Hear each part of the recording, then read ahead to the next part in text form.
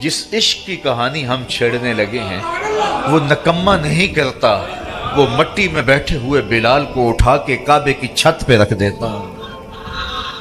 وہ بلال جو اپنے آقا کا جوتا دھوپ سے اٹھا کے چھاؤں میں رکھے تو آقا اس پہ بھی کوڑے مارے کہ تو نے مجھے پوچھا کیوں نہیں۔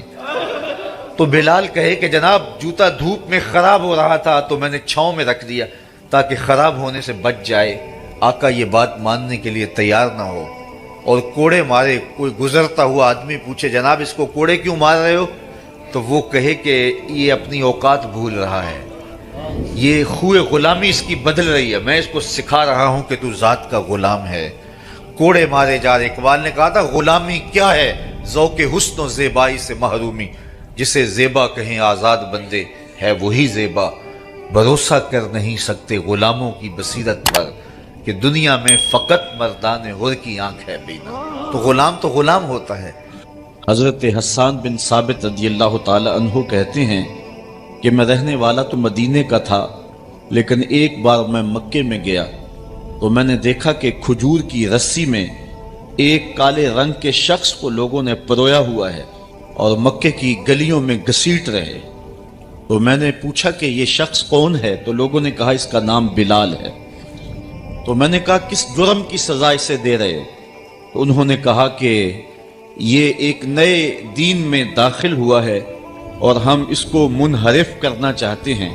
کہتے میں نے دیکھا کہ وہ جوں گھسیٹتے اس کی زبان پر احد احد کی صدا تیز ہوتی چلی جا رہی تھی۔ زخم پہ زخم کھا کے جی، خون جگر کے گھونٹ پی، آہ نہ کر لبوں کو سی، یہ عشق ہے دل لگی نہیں۔ یہ چند لمحوں کے لیے دل بہلانے کی کہانی نہیں ہے کہ جس محبت میں سختی آئی تو راستہ بدل لیا۔ یہ ان راستوں کا ان لوگوں نے اہتمام کیا تھا اور ان راستوں کے مسافر بنے تھے کہ راستے میں پہاڑ بھی ہوں تو یہ چیر کے آگے گزر جائیں۔ بلال حبشی کو ان کا ظالم آقا مارتا ہے، کبھی ان کے ہاتھوں میں میخیں ٹھونکتا ہے، کبھی زبان پہ تپتے ہوئے کوئلے رکھتا ہے، کبھی رسی پاؤں میں ڈال کر کے اوباش لڑکوں کے ہاتھوں میں دیتا ہے کہ اس کو گھسیٹے، کبھی کچھ، لیکن بلال ہیں کہ آگے سے مسکرا رہے ہیں، آہد آہد کا نغمہ پکار رہے ہیں۔ کسی نے رک کے کہا بلال یہ عجیب تماشا ہے، وہ تمہیں مار رہے ہیں اور تم آگے سے آہد آہد پکار رہے ہو۔ تو حضرت بلال بولے تم جاؤ نا بازار میں مٹی کا پیالہ خریدنے کے لیے تو اس کو بھی ٹھونک کے دیکھتے ہو، اس کی آواز تو ٹھیک ہے، کہیں کچا تو نہیں ہے۔ کہا تم تو مٹی کا پیالہ بھی خریدو تو ٹھونک بجا کے دیکھو، یہ کہیں کچا تو نہیں ہے، اس کی آواز تو ٹھیک ہے۔ کہا میرا مالک بلال کو خرید رہا ہے، دیکھ رہا ہے بلال کچا تو نہیں ہے، اس کی آواز تو ٹھیک ہے۔ میں کہتا ہوں مالک خرید لے بلال کو، کھال ادھڑ بھی جائے گی، حق کی صدا ختم نہیں ہوگی۔ محبت کی یہ البیلی اور انوکھی داستانیں اہل ایمان رقم کی ہیں۔ اگر اس عنوان سے بات کی جائے تو یہ تاریخ کا ایک ایسا باب ہے۔ حضرت سمیہ رضی اللہ تعالی عنہ اسلام کی پہلی شہیدہ، جن کو مکے کے چوک میں ابو جہل نے جو ہے وہ نیزہ مار کر کے شہید کیا۔ راہ خدا میں بہنے والا یہ خون تاریخ اسلام نے محفوظ کر لیا، ایک عورت کا خون تھا۔ اور پھر حضرت عمار ابن یاسر کے والد حضرت یاسر کو بھی شہید کیا گیا، دونوں ماں باپ شہید ہو گئے اور بیٹا پھر بھی ڈٹا ہوا ہے۔ کافروں نے حضرت عمار ابن یاسر کو پکڑ کے تپتی ہوئی آگ میں ڈال دیا اور انہوں نے رخ کیا حضور کے کاشانہ انور کی طرف اور آنکھوں میں آنسو امڑ آئے۔ تو کافر سمجھے شاید جلتی ہوئی آگ کے شعلوں سے اور بھڑکتے ہوئے کوئلوں سے ڈر گیا ہے۔ کہا عمار گھبرا گئے ہو، تمہیں ان تپتے ہوئے کوئلوں سے باہر نکال لیا جائے؟ تو حضرت عمار مسکرا کے کہنے لگے میں ان تپتے ہوئے کوئلوں سے نہیں ڈرا، میں تو راہیں تک رہا ہوں، جس محبوب کے لیے دکھ سہ رہا ہوں کبھی وہ جلوہ فراز بھی تو ہو جائے نا۔ اچھا ادھر غلام تڑپا، ادھر آقا تشریف لے آئے۔ حضرت عمار ابن یاسر کے سر پہ ہاتھ رکھ کے حضور نے کہا یا نارو کونی بردم و سلامن علی عمار ابن یاسر کما کنت علی ابراہیم، اے آگ جس طرح ابراہیم پہ ٹھنڈی ہوئی تھی آج میرے عمار ابن یاسر پہ بھی ٹھنڈی ہو جائے۔ تو محبتوں کی یہ داستانیں بڑی دل آویز ہیں، لیکن جب عشق کی دولت لازوال نصیب ہوتی ہے تو دیکھیے یہ عشق کیسا بندہ نواز ہے۔ حضور جب معراج سے واپس پلٹتے ہیں اسی بلال کو جو آقا کا جوتا اٹھا کے چھاؤں میں رکھنے کا روادار بھی نہیں ہے، میرے حضور پوچھتی ہیں بلال تو کون سا نیک عمل کرتا ہے، میں نے جنت میں تیرے قدموں کی آہٹ سنی ہے۔ کیا خیال ہے اس ایک جملے نے دور غلامی کی ساری تھکن اتار نہیں دی ہوگی، اور بلال فرش سے اٹھ کے فراز عرش پہ نہیں پہنچ گیا ہوگا؟ تو وہ اور عشق ہے جو نکما کرتا ہے، یہ عشق سر بلند کرتا ہے، یہ عشق ذرہ نواز ہے، یہ عشق عزتیں دیتا ہے، یہ مقامات رفیع اور عزتوں کی مسندوں پہ بٹھاتا ہے۔ اللہ اکبر۔ میں آپ سے پوچھوں کہ جس زمانے میں میرے حضور آئے تھے اس زمانے کے خاقان کا نام کیا تھا؟ تو شاید اس بھری مجلس میں کوئی نہ بتا سکے سوائے اس کے جس کا بڑا گہرا تاریخی مطالعہ ہو۔ باقی اس دور کے خاقان کا شاید مجھے کوئی نام نہ بتا سکے۔ آپ کہیں گے ہمیں ضرورت بھی کیا ہے اس کا نام یاد رکھنے کی۔ اچھا میں پوچھتا ہوں جس زمانے میں میرے حضور آئے تھے اس دور کے کیسر کا نام کیا تھا؟ بہت بڑی طاقت تھی اس وقت، رومن امپائر، لیکن آپ کہیں گے جناب ہمیں کیا ضرورت ہے۔ اچھا چلو میں یہ پوچھتا ہوں اس دور کی سپر طاقت اور اس وقت کا ٹرمپ کہہ لیجئے، اوباما کہہ لیجئے، میں پوچھوں اس دور کے کسرا کا نام کیا تھا؟ تو شاید وہ بھی تھوڑے لوگ بتا سکیں اور زیادہ لوگ کہیں کہ ہمیں کیا ضرورت تھی اس کا نام یاد رکھنے کی۔ تو یہ وہ بڑے لوگ تھے اس زمانے کے جو مطلق العنان بھی تھے اور دنیا کی بڑی طاقتیں تھیں، خاقان اور کیسر اور کسرا اس زمانے کا، لیکن آج ان کے نام زمانے کو یاد نہیں ہے۔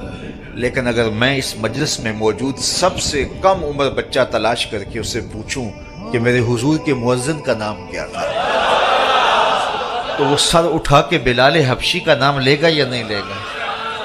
تو بادشاہوں کے نام باقی نہیں رہے، کج کلاہوں کے نام مٹ گئے۔ مشتاق یوسفی نے کہا تھا مٹ گیا مشتاق دل سے رنگے یاد رفتگاں، پھول مہنگے ہو گئے قبریں پرانی ہو گئی۔ کس کے پاس وقت ہے کہ کسی کو یاد رکھے، لیکن جو ان سے جڑ گیا ان کا نام سر بلند ہے۔ رومی علیہ الرحمن اس پر ایک خوبصورت مثال دی کہ حاکم وقت نے لیلا کو دربار میں طلب کر لیا۔ گفت لیلا را خلیفہ کان توئی کس تو مجنو شد پریشان و غوی، از دیگر خوباں تو افزو نیستی، گفت خامش کیوں تو مجنو نیستی۔ لیلا کو بلایا، تیرے حسن کا شہرہ ہے، تو نے ایک شہزادے کے حواس باختہ کر دیے۔ نام تو کیس تھا نا، لیکن دنیا نام ہی نہیں جانتے، نام بھی مٹ گیا۔ تیری محفل میں آ کے بدنام ہوئے، نگاہ زمانہ میں بے نام ہوئے۔ تو نے وعدہ کیا تھا بچھڑیں گے نہ ہم، تیرے ہی ہاتھوں سے نیلام ہوئے۔ نام مٹ گیا، تشخص مٹ گیا، لوگ مجنون کہہ کے پکارتے ہیں۔ شہزادہ تھا، تو نے اس کے ہوش باختہ کر دیے۔ کون سا جادو ہے تیرے حسن میں؟ از دیگر خوباں تو افزون نیستی، باقی عورتوں سے تو کوئی انوکھی توڑی ہے، تیرے سے زیادہ تو میری لونڈیاں ہنسی ہیں۔ تو جو لیلا نے جواب دیا وہ دو لفظ تھا، سن لیجئے۔ گفت خامش، لیلا بولی بادشاہ چپ کر جا، چوں تو مجنو نیستی، تیری آنکھ مجنو والی تھوڑی ہے کہ تجھے میرے اندر حسن نظر آئے۔ دیدائے مجنو اگر بودے تورا، از دو عالم بے خطر بودے تورا، کاش تیری آنکھ مجنو والی ہوتی پھر تو مجھے دیکھتا۔ تو ہوش دارو لیک مجنو بے خودست، در طریق عشق بیداری بدست۔ تو ہوش والا ہے اور مجنو ہوش کو چھٹی دے کے آیا ہے۔ اس کوچے میں ہوش کے ڈالر نہیں چلتے، اس کوچے کے اندر محبت کی کرنسی چلتی ہے۔ اس لیے کہا کہ تجھے میرے اندر کوئی کمال نظر نہیں آئے گا۔ رومی یہاں کیا کمال کی بات کہی، کہا اگر لیلا کو دیکھنا ہو تو مجنو کی آنکھ چاہیے، اور مصطفیٰ کریم کو دیکھنا ہو تو ابو بکر کی آنکھ چاہیے۔ معنی حرفم کنی تحقیق اگر، بنگری با دیدائے صدیق اگر، قوت قلب و جگر گردت نبی، از خدا محبوب تر گردت نبی۔ کہا اگر وہ نگاہ مل جائے تو جدھر دیکھو گے جلوے نبی کے ہی نظر آئیں گے۔ اللہ اکبر۔ تو بندہ جس سے محبت کرتا ہے اس کے عیب نہ دیکھ سکتا ہے، اس کے عیب نہ سن سکتا ہے، لیکن جن سے ہم پیار کرتے ہیں ان میں تو عیب ہے ہی نہیں۔ خلقت مبرم من کل عیب، وہ کمال حسن حضور ہے کہ گمان نقص جہاں نہیں۔ نقص تو دور کی بات ہے، یہاں نقص کا گمان ہی نہیں۔ یہی پھول خار سے دور ہے، یہی شمع ہے کہ دھواں نہیں۔ ہر پھول کے ساتھ کانٹا ضرور ہوتا ہے، لیکن حسن رسول وہ پھول ہے جس کے ساتھ کانٹا نہیں ہے، وہ شمع ہے جس کے ساتھ دھواں نہیں ہے۔ تو بندہ جس سے پیار کرتا ہے اس میں عیب نہیں دیکھ پاتا۔ اچھا، محبت کی علامت یہ ہے بندہ جس سے پیار کرتا ہے، جس سے محبت کا ربط اور رشتہ رکھتا ہے، اس کی اطاعت کرتا ہے، اس کی بات مانتا ہے۔ یہ محبت کا بہت بڑا نشان ہے، بہت بڑی علامت ہے کہ بندہ جس سے پیار کرتا ہے وہ اس کی ایک ایک بات پہ قربان اور فدا ہو جاتا ہے۔ اس کا حکم ہو اور محب نہ مانے تو اس کی محبت ناقص ہے۔ میں اور آپ ذرا اپنے اندر اتر کر کے دیکھیں، ہمارا طرز زندگی کیا ایسا ہے کہ ہم اپنے آقا کی ہر بات مانتے ہیں؟ صحابہ کی زندگیاں دیکھ لیجئے، انہوں نے ادب کی بھی انتہا کر دی اور تعمیل حکم کی بھی انتہا کر دی۔ یار حضور کا کہنا اور ارشاد کرنا تو بڑی بات ہے، انہوں نے صرف حضور کا چہرہ دیکھا اور منشا سمجھی، بس زندگی گزار دی۔ اللہ اکبر۔ حضرت انس بن مالک کو کسی نے دیکھا کہ شوربے سے کدو کے ٹکڑے نکال کے کھا رہے ہیں۔ کسی نے پوچھا یہ کیا کر رہے ہو؟ کہا مجھے نہیں پتا، ایک دن میں نے حضور کو کرتے دیکھا تھا۔ مدینے کی ایک گلی سے حضور گزر رہے ہیں تو ایک ایسا مکان بن رہا تھا جس طرز کی تعمیر کو حضور پسند نہیں کرتے تھے۔ تو کسی سے پوچھا کہ یہ کس کا ہے؟ کہا فلاں انصاری کا۔ کچھ نہیں کہا حضور نے، چلے گئے۔ کسی نے اس انصاری کو بتایا کہ حضور گزرے تھے، تیرا مکان دیکھا تھا، لیکن چہرے پر پسندیدگی کے آثار نہیں آئے، حضور خوش نہیں ہوئے۔ اس نے کہا اچھا، کہا ہاں میں ساتھ تھا۔ اس نے کدال پکڑا اور مکان کو زمین کے برابر کر دیا۔ 2-4 دن کے بعد میرے حضور کا دوبارہ گزر ہوا، ملبے کا ڈھیر پڑا دیکھا، کہا بلاؤ، اسے بلایا گیا۔ کہا میں گزرا تھا، تیرا مکان تھا، آج ملبے کا ڈھیر ہے، کدھر گیا مکان؟ عرض کی حضور میں نے گرا دیا۔ فرمایا کیوں؟ سنو۔ فرمایا کیوں؟ عرض کی سنا تھا آپ کو پسند نہیں، سنا تھا آپ کو پسند نہیں۔ میں اور آپ سر سے لے کر پاؤں تک دیکھوں ہمارا کیا کیا حضور کو پسند نہیں۔ اپنے طرز زندگی کو دیکھوں، اپنے کاروبار کو دیکھوں، اپنی معاشرت کو دیکھوں، اپنے عقیقے سے لے کے ولیمے تک طرز حیات کو دیکھوں، اپنی شادی بیاہ سے لے کے اپنے امور سیاست تک دیکھوں، ہمارا کیا کیا حضور کو پسند نہیں۔ محمد دی زیارت محمد دے رنگ وچ اے ٹھگ بازیاں جانے پیارا محمد۔ اگر ان سے ہم نے دعوی محبت کیا ہے تو اس کی دلیل فراہم کرنا ہوگی۔ میرے آقا کریم علیہ السلام تو کسی سے وعدہ کر لیتے ہیں کہ میں تیرے آنے تک کھڑا ہوں، اور وہ جا کے بھول جاتا ہے، اور حضور 3 دن تک کھڑے ہیں۔ قضائے حاجت کے لیے جاتے ہیں، پھر آ کے کھڑے ہو جاتے ہیں کہ میں نے وعدہ کیا تھا تیرے آنے تک کھڑا ہوں، وہ بھی نہیں آیا۔ 3 دن راتیں گزر جاتی ہیں۔ پھر وہ ایک دن اچانک گزرا تو دیکھا حضور کھڑے ہیں، تو یاد آ گیا ہو یہ تو میرے سے وعدہ تھا۔ بڑا شرمندہ ہوا، شرمسار ہوا۔ اللہ اکبر۔ قریب آیا تو ڈر رہا تھا کہ مجھے کیا کہا جائے گا، لیکن صرف اتنا کہا تو نے مجھے مشقت میں ڈال دیا۔ قصور اس کا تھا، بھول وہ گیا، لیکن میرے حضور 3 دن تک کھڑے رہے ہیں۔ اور میں لوگوں کو خود ٹائم دیا کہ مجھے ملنے آنا، اس وقت گھر پہ ہوں گا، اور وہ دروازے پہ آ کے بیل دیتا ہے، اور میں بچے کو کہتا ہوں جاؤ کہہ دو ابو گھر پہ نہیں ہے۔ میں کیسا عاشق رسول ہوں، کیسے میں حضور کے عشق کا دعویٰ کرتا ہوں۔ اگر میرے سینے پہ حضور کے نام کا بیج لگا ہے اور میں دکان پہ بیٹھا ہوں تو گاہک کو تسلی ہونی چاہیے، اس کے سینے پہ حضور کے نام کا بیج لگا، یہ کم تول ہی نہیں سکتا۔ یہ عاشق رسول ہے۔ یہ سارا دن جو ہے وہ یوں بیٹھ کے چلا جائے گا، 2 نمبر مال نہیں بیچ سکتا، اس لیے کہ یہ عاشق رسول ہے۔ کوئی رشتہ کرنے آئے تمہارے گھر کے چھت پر میرے حضور کے نام کا جھنڈا لگا ہے، اسے کسی سے نہ پوچھنا پڑے کہ یہ کیسا شخص ہے، اسے پتہ چل جائے یہ عاشق رسول ہے۔ میرے استاد فرمایا کرتے تھے صاحب کسی کو پوچھنا بھی نہ پڑے، تجھے بتانا بھی نہ پڑے، تمہارا طرز زندگی ایسا ہونا چاہیے، تم دور سے آ رہے ہو لوگ پہچان کے کہو وہ دیکھو آقا کا غلام آ رہا ہے۔ ہمارا طرز زندگی اتنا خوبصورت ہو، ہمارا انداز حیات اتنا خوبصورت ہو۔ چوں بنا میں مصطفیٰ خانم درود، از خجالت آب می گردد وجود، عشق می گوید کے محکوم غیر، سینہ تو از بتا مانند دیر، تا نداری از محمد رنگ و بو، بر زبان از درود خود میالہ نام ہو۔ کہا کہ جب تو حضور پہ درود پڑھتا ہے تو ذرا اپنے اندر بھی اتر کے دیکھ کس کا نام لے رہا ہے اور تیرے اپنا طرز حیات کیا ہے۔ یاری لا تو پاک نبی سنگ، اے پر پوری یاری، پھر درود قبول ہے تیرا لکھ نہ لو ایک واری۔ اور آپ کو ایک اور بات بتاؤں، جتنی بھی محبتیں ہیں وہ انسانوں کو توڑتی ہیں، حضور کی محبت آپس میں جوڑتی ہے۔ یہ باہمی محبت کا سبب اور ذریعہ ہے۔ اقتدار کے کہ ایک کرسی ہے، دو چاہنے والے، الیکشن ہو گیا، چونکہ محبوب مطلوب ایک ہے، چاہنے والے کئی، ایک کے دو چاہنے والے رقیب کہلاتے نا. یہ تو میرا محبوب تھا، تم نے کیوں دیکھا، لڑائی تک نوبت جا پہنچی، قتل و غارت تک معاملہ جا پہنچا. ایک کے دو چاہنے والے رقیب کہلاتے ہیں، اور یہاں ایک کے اربوں چاہنے والے آپس میں حبیب کہلاتے ہیں. چوں گلے صد برگ مارا بو یکیست، اقبال بولا چوں گلے صد برگ مارا بو یکیست، او کے جانے ای نظاموں او یکیست، مستے چشمے ساکیے بتہاستیم، در جہاں مثل مو می ناستیم. ہزاروں قومیں وجود میں آئیں، دہر میں خشک و تر کے رشتے سے، ہم نے بنیاد دوستی رکھی یاد خیر البشر کے رشتے سے. تو اس لیے آئیے ہم حضور کے نام پہ جڑے. یہ امت 73-72 فرقوں میں کیوں بٹ گئی؟ یہ میرے رسول کا دیا ہوا دین تو نہیں تھا. ہم ایک دوسرے کے گریبان نوچنے لگے، پھر ہر فرقے کے اندر لابیاں، اور پھر ہر لابی کے اندر کئی جماعتیں اور گروہ بندیاں.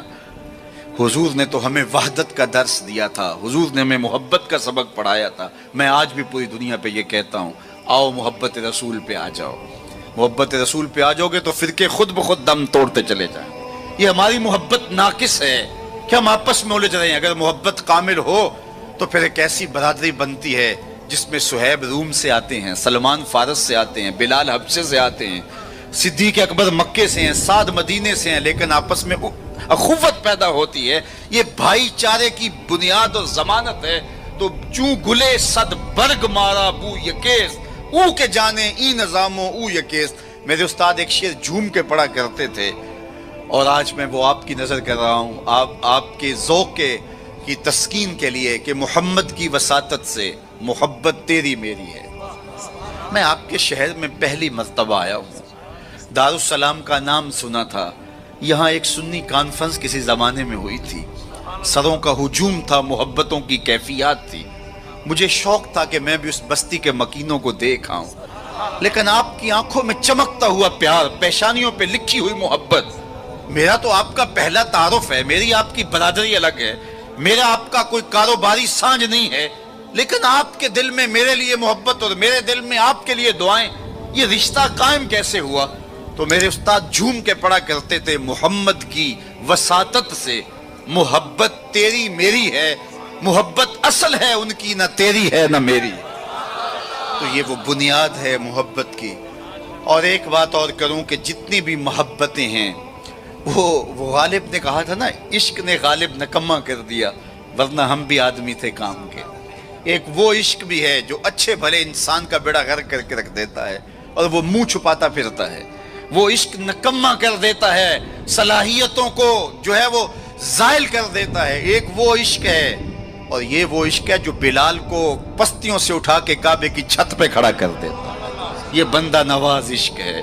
اور یہ بھی سنیے کہ جتنے بھی عشق ہیں ان کا انجام رسوائی ہوتا ہے. میں سویر سے لے کر شام تک سڑکوں پہ سفر پہ ہوں. کل شیخو پورے تھا، پھر آج دھوبی گھاٹ، تو اب آپ کے پاس. کل اگلی منزل وہ کبھی کیا کسی نے کہا، کبھی عرش پر کبھی فرش پر، کبھی ان کے در کبھی در بدر، غم عاشقی تیرا شکریہ میں کہاں کہاں سے گزر گیا. میں ایک دن سیالکوٹ سے واپس آ رہا تھا، تو راستے میں ایک جھونپڑا بنایا تھا کسی ملنگ نے، تو اس کے اوپر لکھا تھا سڑکوں والی سرکار. تو میں نے اپنے ساتھی سے کہا کہ یہ تو کنارے والی سرکار ہے، سڑکوں والی سرکار تو ہم ہیں کہ سویر سے لے کر شام تک سڑکوں پہ ہی رہتے ہیں. تو جو بندہ سڑکوں پہ رہے تو اس کے تجربات بھی فضول تر ہوتے ہیں. تو آپ نے گاڑیوں کے پیچھے لکھے جملے لکھے پڑھے ہوں گے. میں تو روز ان مراحل سے گزرتا ہوں. کبھی کسی ٹرک کے پیچھے کچھ لکھا ہے، وہ لکھنے والے کے، اس ڈرائیور کے نفسیات کا خلاصہ ہوتا ہے. تو کئی جملے تڑپا دیتے ہیں، کئی رلا دیتے ہیں. کوئی ایسے جملے ہوتے ہیں کہ پھر ہنسی نہیں تھمتی، اور کچھ ایسے جملے بھی ہوتے ہیں کہ جو ہے وہ لفظ سل جاتے ہیں. ایک جملہ آپ نے بھی پڑھا ہوگا اور بار بار پڑھا ہوگا، صنم بے وفا. تو میں اپنے دوستوں کو پوچھتا ہوں یہ بتاؤ کیا لکھا ہے، تو وہ کہتے ہیں جناب آپ بھی تو پڑھ رہے ہیں. میں نے کہا اس کا مطلب کیا؟ کہتے ہیں جناب آپ بتا دیجئے. میں نے کہا یہ تحریری احتجاج ہے، کسی نے کسی سے پیار کیا ہوگا اور بے وفائی لیے آج اپنی بھڑاس نکال رہا ہے، غصہ نکال رہا ہے.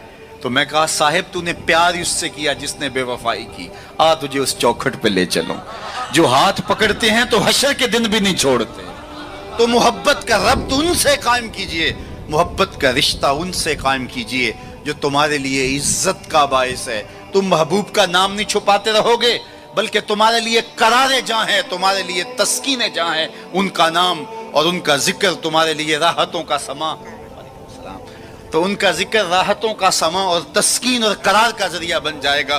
تو یہ وہ نام ہے جو عزت نواز۔ میں تو یہ کہتا ہوں کہ یہ محبت ہمارے لیے عزت کا سبب ہے۔ اعلیٰ حضرت نے کیا خوب کہا، جس کا حسن اللہ کو بھی بھا گیا، جس کا حسن اللہ کو بھی بھا گیا، ایسے پیارے سے محبت کیجئے۔ ایسا تو نہیں کہ محبوب کا نام چھپاتے پھریں، بلکہ یہ وہ محبت ہے، وہ بندہ نواز محبت ہے کہ جو ہمارے لیے باعث فخر و مباحات ہے، ہمارے لیے باعث عزت ہے۔ اعظم چشتی نے تو قلم توڑ دیا، اپنا معیار زمانے سے جدا رکھتے ہیں، ہم تو محبوب بھی محبوب خدا رکھتے ہیں۔ وہ گلیوں میں آوارہ پھرنے والا کوئی شخص محبوب تھوڑا ہے کہ شرمندگی ہو؟ ہمارا محبوب تو وہ ہے کہ جو عرش کی راہوں کا سیاح ہے نا۔ تو یہ ناز ہے، یہ فخر ہے ہمارے لیے۔ تو پھر جس سے محبت کی جاتی ہے، اس کی محبت کا ایک تقاضا، میری بات اپنے اختتام کو پہنچے، کہ بندہ جس سے محبت کرتا ہے اس کی فکر کو اختیار کرتا ہے اور اس کو اپنی روح میں اتارتا ہے، اور پھر اس کا مبلغ بن جاتا ہے، اس فکر کے ابلاغ کے لیے اپنی صلاحیتوں کو صرف کر دیتا ہے۔ تو میں اور آپ اگر آقا و مولا سے محبت کرتے ہیں، حضور سے الفت کا ربط و رشتہ رکھتے ہیں، تو ان کا لایا ہوا نظام حیات ہماری روحوں میں اترنا چاہیے۔ ہمارے طرز زندگی اس بات کی گواہی دیں کہ ہم حضور کے غلام ہیں، اور پھر اس خوشبو کو اطراف عالم اور اکناف جہاں کے اندر ہم پھیلا کر کے جو ہے وہ اس منصب کو ادا کرنے کی کوشش کریں، اور ہماری زندگی اس کی گواہی دے۔ صحابہ نے اپنی زندگیاں اس مقصد کی خاطر لگائیں اور شب و روز ایک کر کے رکھ دیا۔ آج اصحاب رسول کی قبریں پوری دنیا کے اوپر ہمیں ملتی ہیں۔ یار مدینہ المنورہ کو دیکھنے کے لیے لوگ تڑپتے ہیں، تو یہ شہر مدینہ چھوڑ کے چلے کیوں گئے؟ اور اس ٹھنڈی چھاؤں کو چھوڑ کے کوئی کہاں جا کے دفن ہوا، کسی نے کہاں چاند وار دی؟ تو اصل بات یہ ہے کہ محبوب کا مشن عزیز ہوتا ہے، محبوب کی فکر عزیز ہوتی ہے۔ وہ کسی نے کہا تھا نا، میں مر کے بھی زندہ ہوں اہل وفا کی محفل میں، میری محفل میں آ میرا مزار نہ پوچھ۔ تو جب ان کے ہوئے ہو تو پھر اپنی زندگی، اور وہ لوگ جنہوں نے حضور کا نام لیا، اس تابی کی کہانی کوئی نہیں بھول سکتا جس کا ذکر اقبال نے کیا، کہ وہ گھوڑے کی ننگی پیٹھ پہ بیٹھ کے اللہ کے دین کا پیغام لے کے آگے بڑھا، اور چلتے چلتے دلدل آ گئی تو اس نے گھوڑے کی باگیں کھینچ لی اور کہا، مالک میرے جذبے تو جواں تھے، تیری زمین ہی ختم ہو گئی۔ اس پہ اقبال نے کہا تھا، دی اذانیں کبھی یورپ کے کلیساؤں میں، کبھی افریقہ کے تپتے ہوئے صحراؤں میں، دشت تو دشت دریا بھی نہ چھوڑے ہم نے، بحر ظلمات میں دوڑا دیے گھوڑے ہم نے۔ تو آج میں اور آپ ان جذبوں سے سرشار ہوں گے، لیکن وہی بات جو میں عرض کر چکا، اس کا آغاز ہماری اپنی ذات سے ہوگا۔ ہمارا عمل گواہی دے گا، ہمارا رویہ گواہی دے گا، ہمارا طرز زندگی گواہی دے گا۔ ہم دوسروں کو مسلمان کرنے کے لیے بے چین ہیں، ذرا 2 لمحوں کے لیے اپنے اندر بھی اتر کے دیکھو، یہ پاپی بھی سیدھا ہوا ہے کہ نہیں ہوا؟ اس من کے اندر بھی روشنی ہوئی ہے کہ نہیں ہوئی؟ میں تو میلاد کے موسم میں گلی گلی کہتا رہا، تمہیں مبارک کو تم نے جھنڈیاں لگائیں، مجھے اچھا لگا تم نے گھروں کی چھتوں پہ چراغاں کیا، لیکن کوئی جھاڑو لے کے دل نگر میں بھی آنا، کہیں دل کی گلیاں اندھیر نگر نہ رہ جائیں، کوئی دیا، کوئی محبت کا چراغ دل میں بھی روشن کرنا۔ اگر دل کی دنیا آباد ہو گئی تو پوری کائنات روشن ہو گئی۔ میرے حضور نے فرمایا، انسان کے جسم میں گوشت کا ایک ٹکڑا ہے، اگر وہ صحیح ہو جائے تو پورا جسم صحیح ہو جاتا ہے، اگر وہ خراب ہو جائے تو پورا جسم خراب ہو جاتا ہے۔ پھر فرمایا، الا وہی القلب، سنتے ہو گوشت کے اس ٹکڑے کا نام دل ہے۔ حضرت نبی رحمت کی مجلس لگی تھی، ہجوم عاشقاں تھا۔ ایک دن حضور نے فرمایا، جنتی دیکھنے کا شوق ہو تو دروازے پہ دیکھو۔